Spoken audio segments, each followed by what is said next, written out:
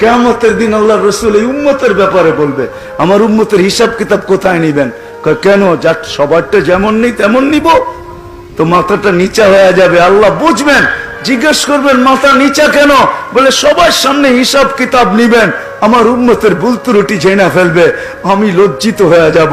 আপনারা বলছেন আমাকে লজ্জা দিবেন না, তো আল্লাহ জিজ্ঞেস করবে আপনি কি বলতে চান? আমার উম্মতের হিসাব কিতাব আমাকে নিতে দেন, আমি নিব, কাউকে জানতে দিব না। তো বলছে বন্ধু, এটা তো ওয়াদার বিপরীত হয়ে যাবে। আপনি যদি আপনার উম্মতের হিসাব কিতাব নেন, আর বড় বড় ভুল যখন আপনি দেখবেন, বড় বড় ভুল, আমি কেমনে বুঝাবো, কেমনে বুঝাবো? বড় বড় ভুল যখন আপনি দেখবেন, তো লজ্জা কি আপনি পাবেন না? বলছে স্বাভাবিক। বলে তাইলেও তো ওয়াদার বিপরীত হয়ে যাবে।